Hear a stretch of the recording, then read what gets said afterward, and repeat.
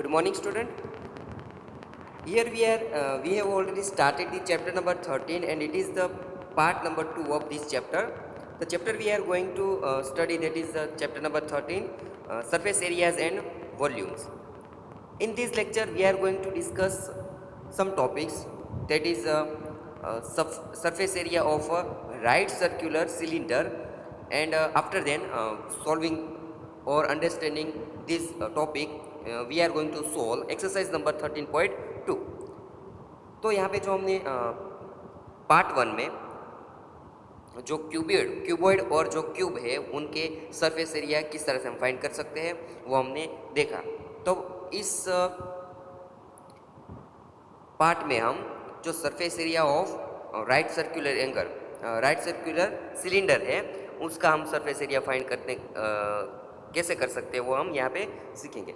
अब right circular cylinder आपने देखा है कि सिलेंडर जो पाइप होती है, पानी की जो पाइप होती है, वाटर पाइप होती है, आपको एक प्रकार का नलाकार होता है, उसे हम सिलेंडर कहते हैं। फिर जो हमारे घर पे जो गैस का सिलेंडर आता है उसे भी हम जो सिलेंडर उसे कहते हैं, उसको आकार जो है होता है उसे क्या कहते हैं, सिलेंडर। तो उसका जो सरफेस एरिया मीन्स उसकी जो सरफेस कर्व फेस है उसे हम सरफेस एरिया है वो उसका किस तरह से वो सरफेस एरिया हम फाइंड कर सके वो यहाँ पे हम देखेंगे। और बाद में इसका यूज़ करके किस तरह से कोई भी ऐसी चीज़ जो सिलेंडरिक बनी हुई है उसे किस तरह से उसमें कितना मटेरियल यूज़ हुआ है वो हम फाइंड कर सकते हैं। तो let we understand this right circular cylinder. यहाँ पे जो हम सिलेंडर की बात करेंगे वो कैसा होगा, तो राइट सर्कुलर सिलेंडर। अब राइट सर्कुलर सिलेंडर कैसा होता है, तो बात करें हम यहाँ पे तो के surface area of a right circular cylinder, we know that the perimeter of circle, what is a we know that the perimeter of circle, that is a जो है उसे हम 2 पाई r से भी लिखते हैं। किस तरह से उसको 2 पाई r, हमें पता है कि जो सर्कल की जो पेरीमीटर है उसे हम 2 पाई r से लिखते हैं। अब ऐसे जो सर्कल है उसे एक पे एक 1 बाय 1 उसे हम वर्टिकली रखते जाए, वर्टिकली अप हम उसे रखते जाए। यहाँ पे जो वर्टिकली है अप हमने यहाँ पे उसे एक सर्कल पे दूसरा सर्कल पे तीसरा सर्कल, इस तरह से उसे हम रखते गए। तो एक प्रकार का यहाँ पे जो सिलेंडर है हम देख सकते हैं that this ring make one type of cylinder vertically up. तो ये जो सिलेंडर हमें यहाँ पे मिलता है, तो ये जो सिलेंडर है उसका सरफेस एरिया किस तरह से मिल सकता है। यहाँ पे मानो कि हमें पता है कि जो सर्कल है उसका जो पेरीमीटर है वो 2 पाई r है। तो ऐसे कितने h हाइट के, यहाँ जो है h हाइट के हमने यहाँ पे ऐसे रिंग है जो है सर्कल है वो यहाँ पे रखे हैं। तो हमें पता है कि ऐसी कितनी, तो h हाइट की यहाँ पे हमने ऐसे सर्कल रखे, तो मल्टीप्लाई बाय h, तो ये क्या हो गया, the surface area curved face of right circular cylinder is equal to 2 pi r into h। तो ये क्या हो गया कि इसका सरफेस एरिया हो गया। तो इस तरह से हम उसका सरफेस एरिया फाइंड कर सकते हैं। ये जो सर्कल हमने यहाँ पे जो हमने ये सिलेंडर यहाँ पे जो मिला है वो वर्टिकली अप है, मीन्स ये ऊपर की तरफ एक जैसा, जो हमें पता है कि ये वर्टिकली जो एक्सिस है उसे वाई एक्सिस कहते हैं, तो वाई एक्सिस की तरफ ये बढ़ता है। तो ये जो सिलेंडर है उसे हम राइट सर्कुलर सिलेंडर कहेंगे। जो इस तरह के सिलेंडर होते हैं उसे हम राइट सर्कुलर सिलेंडर नहीं बोलेंगे। तो ये जो सिलेंडर है यहाँ पे दिए गए हैं, ये सिलेंडर राइट सर्कुलर सिलेंडर नहीं है। हमें यहाँ पे जिसका स्टडी करना है वो कौन से है, तो कि ये जो राइट सर्कुलर सिलेंडर है उसके लिए यहाँ पे हम जो फॉर्मूला है वो लिखेंगे। सो देन अगर एक पेपर की बात करें तो एक पूरा पेपर कागज़ या अपना जो A4 साइज़ का जो पेपर होता है उसे हम दोनों की जो एज होती है, यहाँ पे जो हाइट है उसकी, दोनों को छोड़ दे, अगर दोनों को छोड़ दे then we get such type of cylinder as you can see here. तो if we join the edge of this page, then we can get such type of cylinder. So curve surface area of cylinder, curve surface area, जो curve होता है उसका surface area, cylinder का surface area है वो कितना हो सकता है, area of the rectangular sheet, because we know that this cylinder is made from this paper, means the surface area, it is the surface area of cylinder.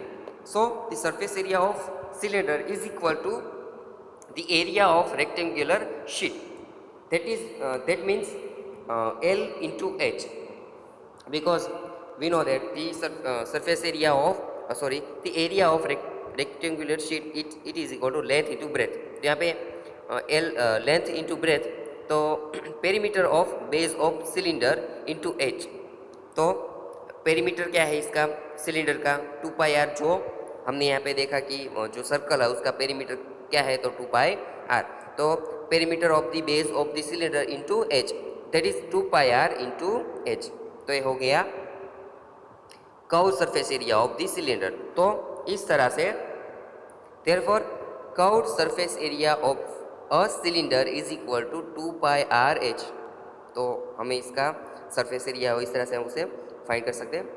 Now one thing more that we note here, if you find such type of cylinder विच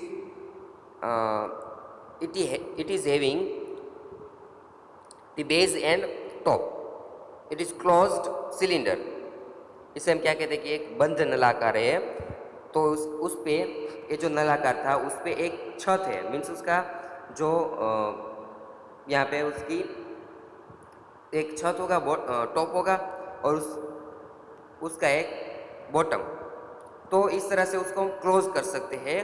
तो अब क्या है, इसका surface area find करने के लिए ये जो कर्व फेस है, कर्व सरफेस है, उसका तो हम किस तरह से एरिया फाइंड कर सकते हैं, हमें पता है 2 पाई आर एच, प्लस उसमें ये जो दो, हमें पता है कि ये जो सर्कल है उसका एरिया कितना होता है कि पाई आर स्क्वेयर. तो यहाँ पे इतने कैसे है, तो कि यहाँ पे 2 सर्कल है, सर्कल फेसेस है, वो यहाँ पे हमने रखे. तो मीन्स इसका अगर हमें सरफेस एरिया फाइंड करना है, तो एक तो 2 पाई आर एच ऑलरेडी था, प्लस इसमें 2 सर्कल के एरिया भी है, तो उसे हम 2 पाई आर स्क्वेयर, अगर कॉमन निकाले 2 पाई एंड आर कॉमन दोनों में से निकाले, तो 2 pi r into h plus यहाँ से एक आर चला गया, तो बचा कितना, एक आर. तो ये जो है इस तरह का क्लोज्ड सिलेंडर होगा, उसका जो अगर हमें सरफेस एरिया फाइंड करना है, तो उसमें 2 सर्कल का एरिया भी हमें उसमें ऐड करना पड़ेगा. इस हिसाब से उसका फॉर्मूला क्या आएगा, 2 pi r in bracket h plus r. अगर मान लो कि इसमें से उसका ओपन है, ये जो सिलेंडर है ओपन सिलेंडर है, तो उसकी छत नहीं होगी. ओपन सिलेंडर में क्या होगा, उसकी छत नहीं होगी, तो मीन्स इसमें एक ही सर्कल का जो है हमें यहाँ पे उसका एरिया ऐड करना है. तो उसका फॉर्मूला क्या है, 2 pi r h plus pi r square. ये जो फॉर्मूला है, अगर उसका बॉटम दिया गया है लेकिन उसका जो टॉप है वो नहीं दिया गया, तो उसका जो फॉर्मूला है इस तरह से हम उसे लिख सकते हैं. Then we have total surface area of cylinder of close cylinder is equal to 2 pi r in bracket r plus h. ये जो फॉर्मूला है वो क्लोज सिलेंडर का है. तो चलो हमारे पास 2 फॉर्मूला आ गए, एक सिर्फ surface area of cylinder, curved surface area of cylinder that is 2 pi r h, and total surface area of cylinder that is 2 pi r into in bracket r plus h. ये जो मिल गया. अब तो के formula, तो इसी सबसे कुछ एग्जाम्पल यहाँ पे हम काउंट करेंगे. Savitri had to make a model of cylindric kaleidoscope for her science project. She wanted to use chart paper to make the curved surface of the kaleidoscope. What would be the area of chart paper required by her if we wanted to make kaleidoscope of height 25 centimeter with a 3.5 centimeter radius? You may take pi is equal to 22/7. तो यहाँ पे जो है सावित्री एक kaleidoscope आप पढ़ चुके हैं, स्टैंडर्ड 7th में केलिडोस्कोप आता था। तो केलिडोस्कोप है एक प्रकार का जो है सबमरीन में यूज़ होने वाला एक प्रकार का जो है इंस्ट्रूमेंट है। तो ये जो केलिडोस्कोप है वो एक प्रकार का सिलेंडर है। तो यहाँ पे उसमें ओपन सिलेंडर है, तो उसमें छत और बॉटम दोनों नहीं है। तो इस तरह का सिलेंडर बनाने के लिए वो एक पेपर यूज़ करती है। तो उस पेपर का कितना पेपर, उसका सरफेस एरिया वो फाइंड करना है कि जी केलिडोस्कोप है कितना लंबा, तो कि 25 सेंटीमीटर उसकी हाइट है। उसकी हाइट कितनी है 25 सेंटीमीटर, और उसकी रेडियस कितनी है 3.5। तो हमारे पास फॉर्मूला, उस फॉर्मूला में सारी की सारी वैल्यू रखेंगे तो हमें केलिडोस्कोप है उसमें कितना पेपर यूज़ हुआ उसका सरफेस एरिया हम फाइंड कर सकते हैं। तो इस तरह का जो केलिडोस्कोप है, so radius of the base of the cylinder kaleidoscope r, उसे हम आर से डिनोट करेंगे, is equal to 3.5 centimetre. Height that is length of kaleidoscope, उसे हम एच कहेंगे, एच से उसे डिनोट करेंगे, h is equal to 25 centimetre. तो हमारे पास आर भी है, एच भी है, और पाई की वैल्यू भी है। पाई कितना है 22/7। तो यहाँ पे सारी की सारी वैल्यू रख दे तो उसका आंसर हमें मिल जाएगा। Area of chart paper required, chart paper का कितना एरिया रिक्वायर्ड होगा वो इज इक्वल टू कितना हो जाएगा, the curve surface area of the kaleidoscope. तो केलिडोस्कोप का कर्व एरिया कितना है, तो 2πr/h, that is the area of surface area of cylinder. 2 into 27 into 3.5, 25 centimetre square. हमें पता है कि जो एरिया होता है वो सेंटीमीटर स्क्वायर में होता है। तो यहाँ पे हम अगर बात करें तो इसका आंसर क्या आएगा, तो कि यहाँ पे 2 है, 22 है, बाई 7 है। अब जो 3.5 है उसको हम फ्रैक्शन में लिख डालें तो उसे इस तरह से लिख सकते हैं 35/10 इंटू 25। तो क्या करते हैं उसको हम सारी की सारी ये वैल्यू अब कैंसिल करते हैं, कॉमन फैक्टर्स। 7 5 जा 35, 5 2 जा 10, यहाँ पे 2 2 कैंसिल, तो बचा क्या 22 इंटू 25। दोनों का मल्टीप्लिकेशन करें तो आंसर क्या आएगा, तो क्या यहाँ पे आंसर उसका मिल जाएगा 550 सेंटीमीटर स्क्वायर। तो इस तरह से उसका हम जो है सरफेस एरिया फाइंड कर सकते हैं। Then we can say that the chart paper used in this kaleidoscope of area 550 centimetre square.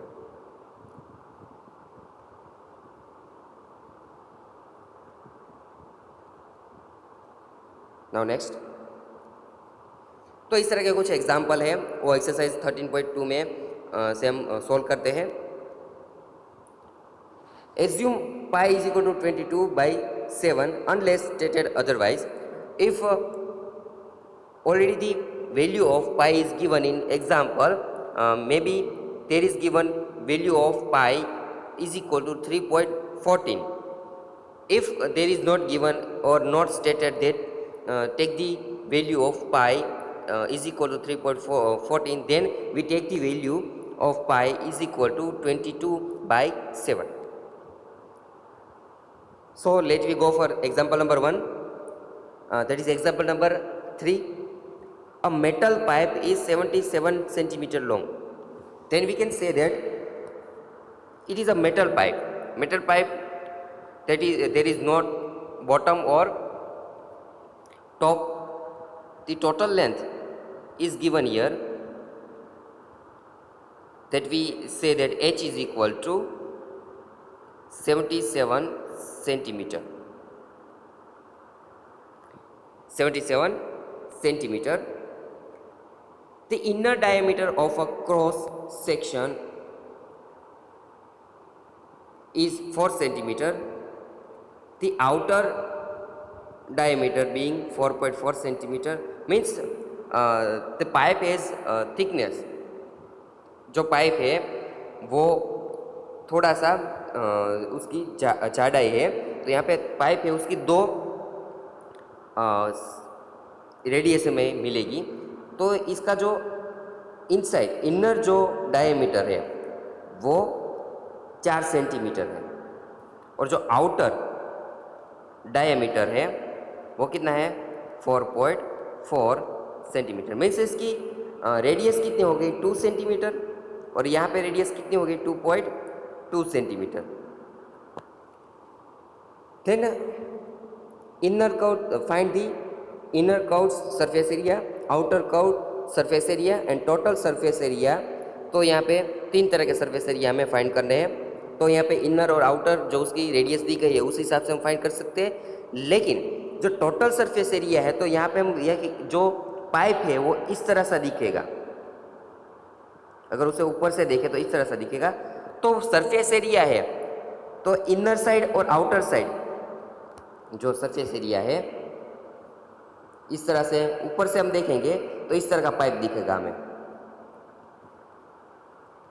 तो सरफेस एरिया हमें टोटल सरफेस एरिया है वो फाइंड करना, तो मीन्स इसका जो अंदर का सरफेस एरिया है वो प्लस आउटर जो सरफेस एरिया होगा वो ऐड करेंगे उसमें, और बाकी बचा तो कि जो रिंग यहाँ पे बनी,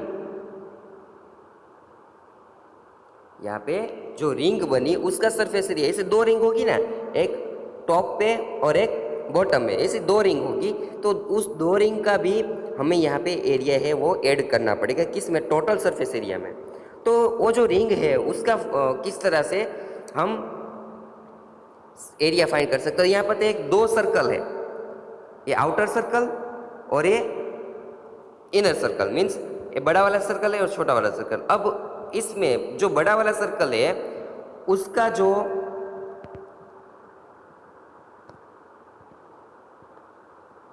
जो सरफेस एरिया है उसमें से अगर छोटा वाला जो सर्कल है उसका सरफेस एरिया हम यहाँ पे उसमें से निकाल दें, तो ये जो बड़ा वाला सरफेस एरिया है उसमें से ये जो छोटा वाला सरफेस एरिया है वो निकाल दे, तो बचेगा क्या, सिर्फ ये रिंग। तो उस ऐसी 2 रिंग है उसका जो सरफेस एरिया है वो टोटल सरफेस एरिया में आएगा। तो हमें इसका 3 चीज़ हमें फाइंड करनी है। एक तो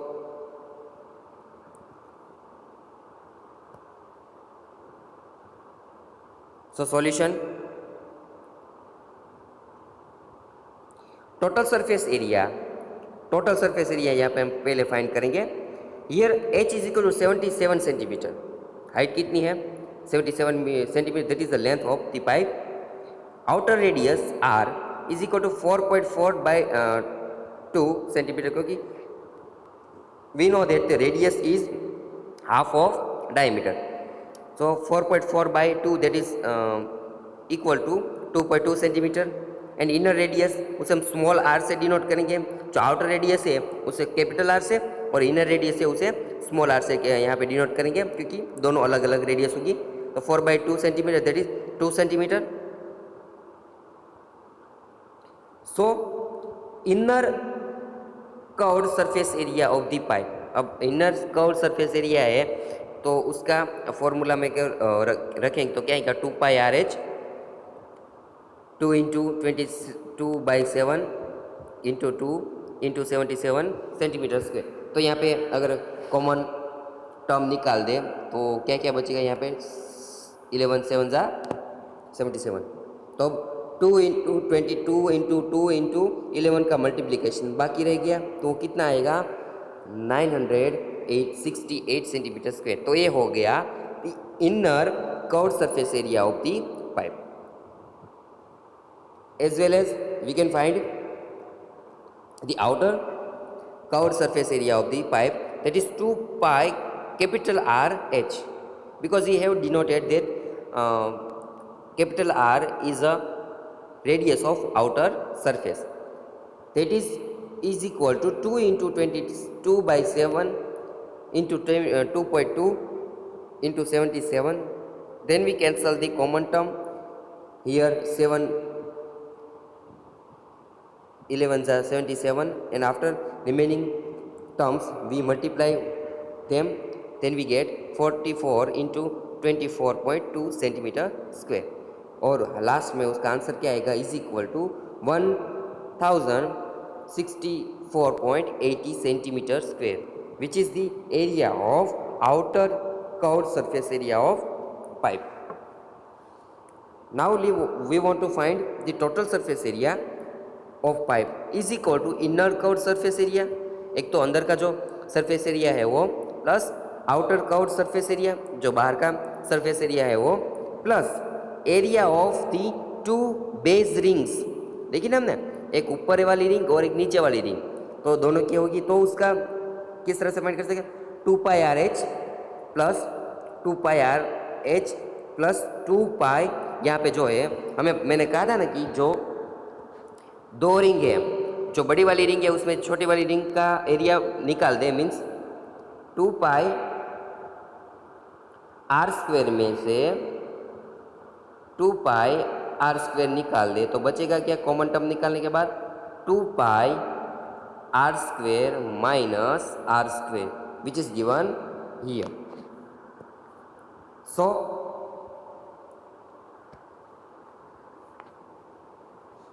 let me put the values in given example, which is equal to 968 centimeter, that is already we have found here.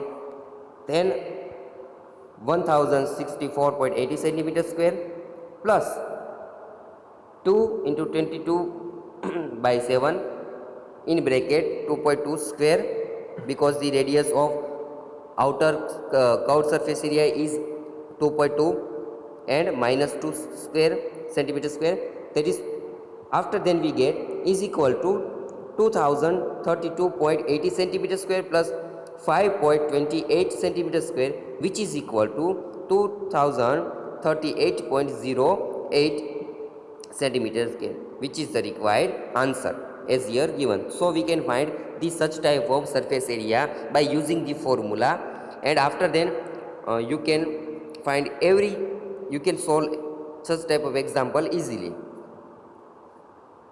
Now example number 4, the diameter of roller is 84 centimeter and its length is 120 centimeter. It takes 500 complete revolution to move once over to level a playground. Find the area of playground in metre square.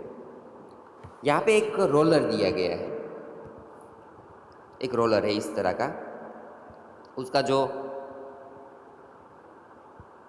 Roller है, तो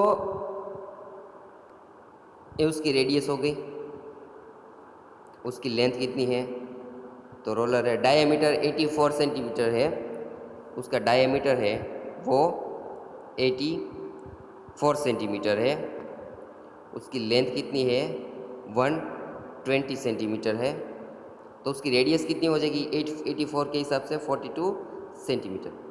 अब ये जो roller है वो जहाँ पे 500 time वो रोल होता है कि एक प्लेग्राउंड को रोल करने के लिए, उसको लेवल करने के लिए वो 500 बार जो है राउंड कर लेता है. तो प्लेग्राउंड है उसका एरिया कितना हुआ, तो किस तरह से फाइंड कर सकते हैं. मीन्स यहाँ पे दिया गया है कि जो रोलर है वो 500 टाइम है इस तरह से रिवोल्यूशन हुआ है उसका, तो means the area of playground is equal to 500 into the area of roller, surface area of roller, क्योंकि ये जो सरफेस एरिया है वो कितनी टाइम, तो कि 500 टाइम है वो रोलर है वो प्लेग्राउंड पे रन हुआ है. मूव उससे मूव किया गया है, तो मीन्स जो 500 into the area of roller, surface area of roller है वो करेंगे तो हमें क्या मिल जाएगा, द एरिया ऑफ प्लेग्राउंड। तो हम उसे किस तरह से फाइंड कर सकते हैं, तो यहाँ पे solution of given example, radius of a roller r 84 by 2, that is 42 centimeter, length of the roller h that is equal to 120 centimeter, उसे हम लेंथ भी कह सकते हैं। The curved surface area of the roller is equal to 2 pi RH as we know.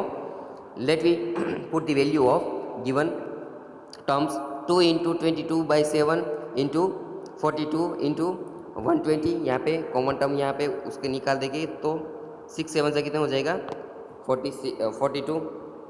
तो बाद में जो बची है उसका मल्टीप्लिकेशन करने के बाद हमें उसका जो रोलर का जो रोटेशन है वो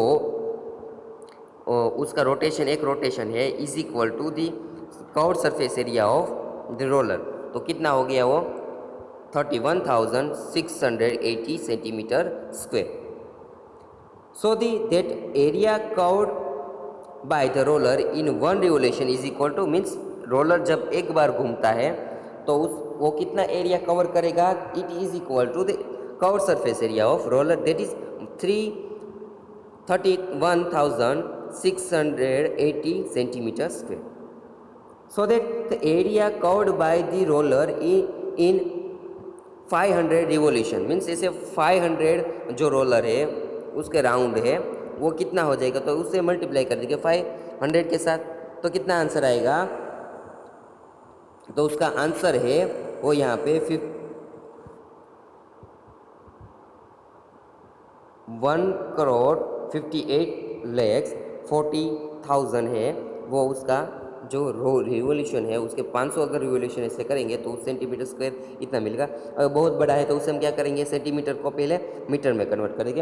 hence the area of playground 1,58,40,000 divided by, यहाँ पे सेंटीमीटर 2 बार है तो उसे मीटर में कन्वर्ट करने के लिए हमें यहाँ पे 2 बार उसे 100 से डिवाइड करेंगे, तो के जो बाकी के जो है जो जीरोस कैंसिल हो जाएगी यहाँ पे, तो बाकी बचा क्या 1,584 metre square which is the required area of the playground.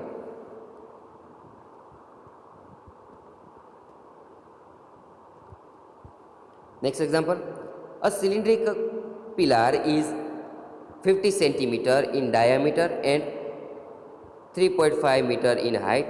Find the cost of painting the curved surface area of pillar at the rate of rupees 12.50 per meter square. तो एक पिलर है यहाँ पे, कुछ इस तरह का एक पिलर है, as you know that pillar, what is a pillar. तो जो पिलर है उसका जो सरफेस एरिया है वो हमें पेंट करना है, उसका जो सरफेस एरिया वो पेंट करना है। टॉप पे और बॉटम पे हमें पेंट नहीं करना, सिर्फ उसका जो सरफेस एरिया वहाँ पेंट करना है। So here given that the length of pillar is 50 centimetre and the diameter है वो 3.5 है। Then we find this curved surface area of the pillar and after and then regarding to the cost given here 12.50 rupees per meter square, we find the cost of painting this pillar. So let me find solution of given example. Here r is equal to 50 by 2 centimeter, that is 25 centimetre, means यहाँ पे pillar है, ये diameter उसका कितना है 50 centimetre है, that is r is equal to 50 by 2 centimetre is equal to 25 centimetre and उसका जो लेंथ है हाइट कितनी है, तो h is equal to 3.5 metre. यहाँ पे जो उसकी हाइट है वो मीटर में दी गई है, तो हम अगर क्या करें तो क्या हाइट को अगर सेंटीमीटर में कन्वर्ट कर दे और जो रेडियस है उसे मीटर में। तो यहाँ पे क्या करेंगे, जो हमें यहाँ पे कॉस्ट फाइंड करना है वो कॉस्ट किस में है, तो यहाँ पे कॉस्ट दिया गया वो मीटर स्क्वायर में है। तो हम क्या करेंगे, जो रेडियस है वो सेंटीमीटर में दी गई उसे, तो उसे 100 से यहाँ पे उसे डिवाइड करेंगे, तो उसका आंसर क्या आ जाएगा कि 0.25 मीटर, उसे मीटर में हमने कन्वर्ट कर दिया। तो h is equal to 3.5 metre. तो हमारे पास रेडियस भी है और हाइट ऑफ द पिलर भी है। Curved surface area of the pillar is equal to 2 pi r h, which is equal to 2 into 22/7 into 0.25 into 3.5। तो यहाँ पे हमें पता है कि इसको डिवाइड करेंगे, क्या आएगा, 0.5 आएगा, as you know that. Now after then the multiplication of this remaining term is equal to 5.5 metre square. तो कर्व्ड सरफेस एरिया मिल गया। The cost of painting 1 metre square is equal to rupees 12.50, so that the total cost of painting the curved surface area of the pillar is equal to, दोनों का multiplication ले लेंगे, 12.15 into 5.5 that is equal to rupees 68.75 rupees, जो है एक pillar को paint करने की कॉस्ट हुआ है यहाँ पे। Next example number 8। In a hot water heating system there is a cylindric pipe of length 28 metre and diameter 5 centimetre. Find the total radiating surface in the system. तो यहाँ पे कुछ नहीं, पाइप दिया गया, उसकी लेंथ दी गई है, उसका डायमीटर दिया गया है, तो उसका सरफेस एरिया फाइंड करना है। Solution, here r is equal to 5/2 centimetre, that is equal to 2.5 centimetre, which is equal to, इसे मीटर में कन्वर्ट कर देंगे, 0.025 metre. Then h is equal to 28 metre. Total radiating surface area in the system is equal to the total surface area of the cylinder, which is equal to 2 pi r into h plus r. Total surface area find करना है ना, तो उसका जो एक top होगा और bottom होगा उसका भी दोनों का लेना पड़ेगा, is equal to 2 into 22/7 into 0.025 into in bracket 228 plus 0.025 metre square, क्योंकि एरिया है वो मीटर में दिया गया है, मीटर में हम फाइंड करने वाले हैं। तो then we get the answer as 4.4 metre square. Approximate answer है वो हम यहाँ पे फाइंड करेंगे, which is the answer of the given example. Example number 9. Find the lateral or curved surface area of closed cylindrical petrol storage tank that is 4.2 meter in diameter and 4.5 meter in height. How much steel was actually used if 1/12 of the steel actually used was wasted in making the tank?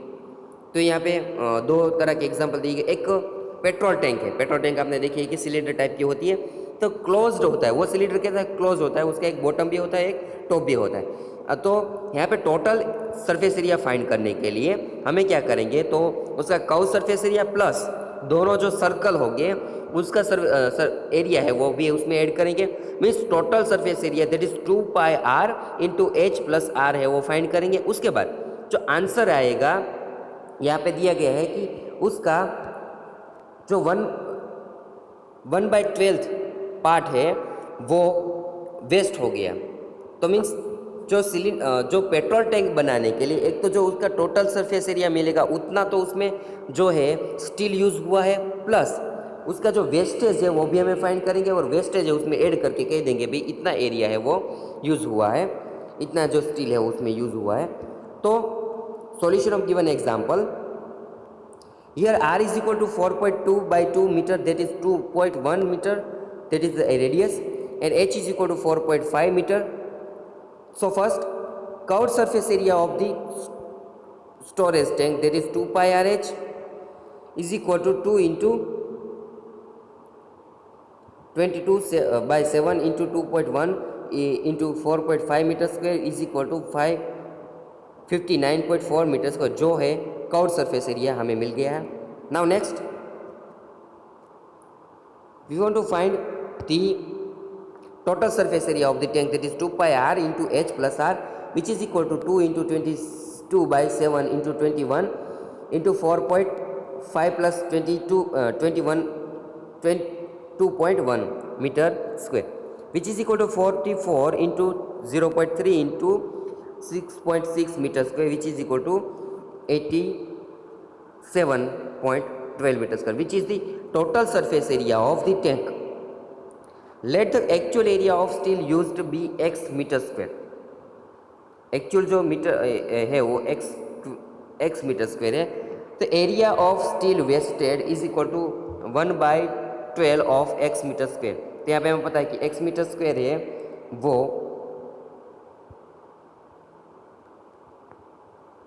कितना, तो क्या जो area है, total area कितना use हुआ, तो उसका 1/12 है वो फाइंड करेंगे. तो x/12 metre square, which is equation number 1.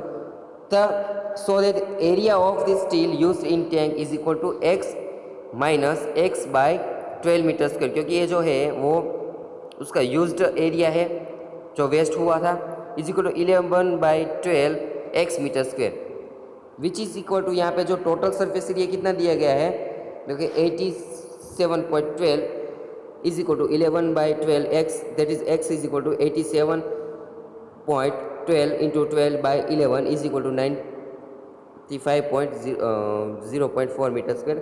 Hence 95.04 meter square of steel was actually used in the surface area of tank. Example number 10. In the figure 13.12 यहाँ पे इस तरह का एक फिगर दिया गया है. It is a lamp shade. You see that the frame of a lamp shade, ये जो लैम्प शेड होता है उसका फ्रेम है.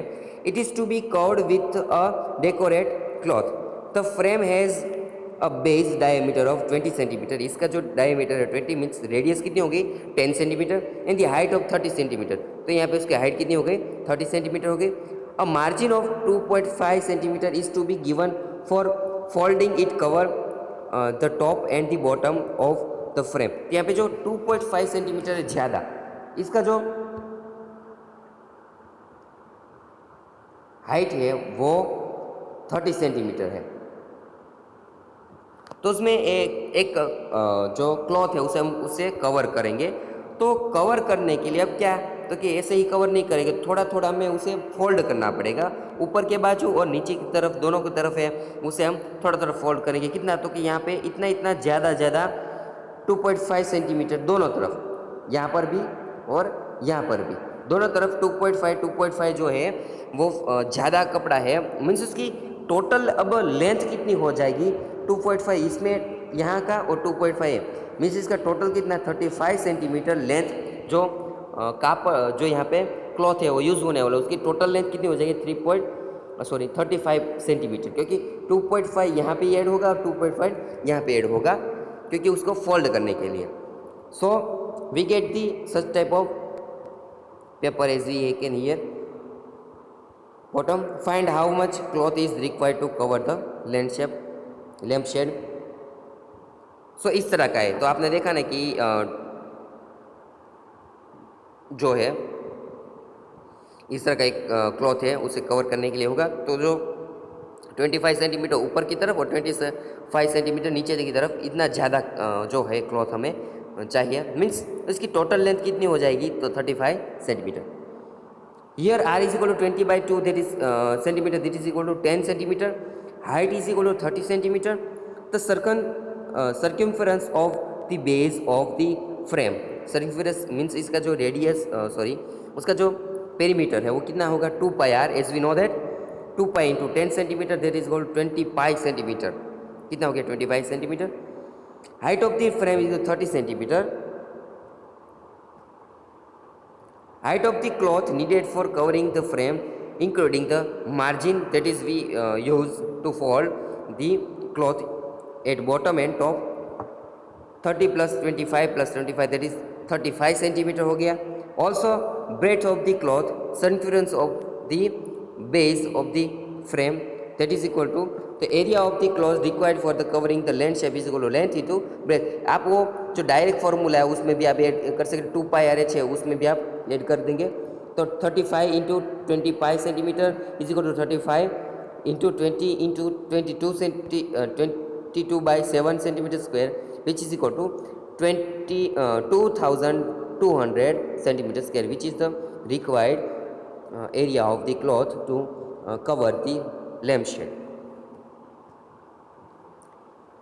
By using this all example, understanding this all example, you can solve the such type of example given in exercise number 13.2, that is example number 1, 2, 6, 7 and 11 are similar to this type of example. Then you can solve easily. If you can find any doubt, then you can call me.